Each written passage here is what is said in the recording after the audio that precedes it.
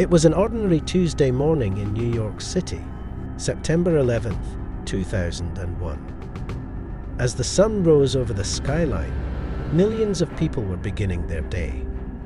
The twin towers of the World Trade Center, standing over 1,300 feet tall, symbolized not just the economic might of America, but a global beacon of progress and prosperity. Yet, far from the surface calm, 19 men had set a plan in motion that would shatter this peace.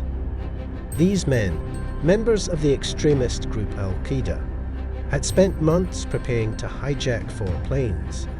Their aim, to turn these commercial airliners into instruments of terror, targeting America's most iconic symbols of power, the World Trade Center, the Pentagon, and the US Capitol. At 8:46 a.m., the first blow was struck. American Airlines Flight 11, hijacked after takeoff from Boston, crashed into the North Tower of the World Trade Center. The explosion reverberated through the building, instantly killing hundreds, while trapping thousands above the impact zone. Smoke billowed into the sky, and panic spread throughout the city. In, hold it! Many believed it was a freak accident, a horrible miscalculation, but the real horror was yet to come. While emergency responders rushed to the scene, the unthinkable happened again. At 9:03 a.m., United Airlines Flight 175 slammed into the South Tower. This was no accident. The United States was under attack. In, hold it! Shock, confusion, and terror rippled across the country and around the world as the scale of the crisis began to dawn on everyone. In the streets of New York, chaos reigned. Thousands of people flooded the streets, desperately trying to flee the area, while others stared up in disbelief. For those trapped inside the buildings, particularly on the upper floors, options were running out. Many tried to make their way down the smoke-filled stairwells, but for some, escape was impossible. In a moment of unimaginable despair, people were seen jumping from the towers, choosing to fall rather than be consumed by the flames. Then came the attack on the nation's military headquarters. At 9:37 a.m., American Airlines Flight 77 crashed into the Pentagon, the very heart of America's defense. It became clear that this was not just an assault on New York, but on the nation itself. However, the day's terror was not over. United Airlines Flight 93 was hijacked with the intention of crashing into a high-profile target in Washington, D.C., likely the White House or Capitol. But the passengers aboard, aware of what was happening, made a courageous decision. They fought back, forcing the plane to crash in a field near Shanksville, Pennsylvania. All aboard were killed, but their bravery prevented even greater devastation. While New York was reeling, the heroic efforts of first responders stood as a testament to courage.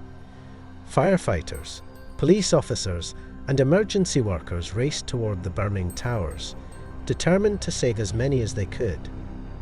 Many made their way up the stairs, risking their lives for the sake of others.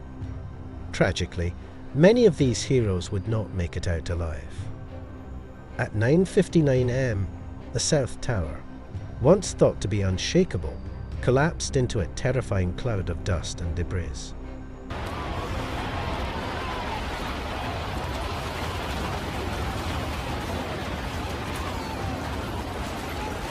Just 29 minutes later, the North Tower followed. In mere moments, the skyline of New York City was forever changed.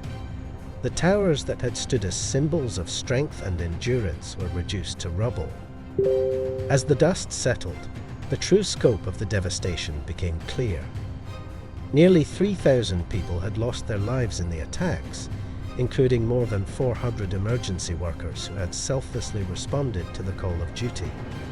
Thousands more were injured, and the emotional toll would be felt for years to come. America was in shock, But out of the ashes rose a spirit of unity and resilience. President George W. Bush addressed the nation that evening, vowing to hunt down those responsible and bring them to justice.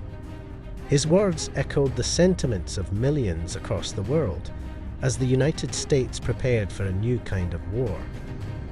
The mastermind behind the attacks was soon identified: Osama bin Laden, the leader of Al-Qaeda. Bin Laden's hatred of the US stemmed from years of American military presence in the Middle East and its support for governments he deemed corrupt. The September 11th attacks were the culmination of years of planning, designed to strike at the very heart of American power. In response, the United States launched the War on Terror, beginning with Operation Enduring Freedom in Afghanistan. American and Allied forces targeted Al-Qaeda's bases and the Taliban regime that had sheltered them. It was the beginning of a long and complex conflict that would span decades. The impact of the attacks reverberated far beyond the battlefield. The way we traveled, communicated, and lived our daily lives changed forever. Security measures in airports, surveillance programs, and military interventions became the new normal. The attacks also gave rise to a host of new laws, like the USA Patriot Act, which expanded the government's ability to monitor and combat terrorism, though not without controversy. In New York, the scars of 9/11 events are still visible. The site of the attacks, now known as Ground Zero, became a place of remembrance. The 9/11 events memorial stands as a solemn reminder of the lives lost and the bravery shown that day. In the years since, the city has rebuilt, symbolized by the completion of One World Trade Center, a new beacon of resilience. Every year on September 11th, the nation pauses to remember. The names of the victims are read aloud, candles are lit, and moments of silence are observed. The legacy of 9/11 events is one of both grief and solidarity. The attacks left an indelible mark on the collective memory of the world. 9/11 events was a day that shook the world to its core, but it was also a day that revealed the strength of humanity, the courage of the first responders, the resolve of the survivors, and the unity of a nation determined to rebuild. The story of 9/11 events is one of tragedy, but it is also a testament to the enduring spirit of hope, resilience, and remembrance.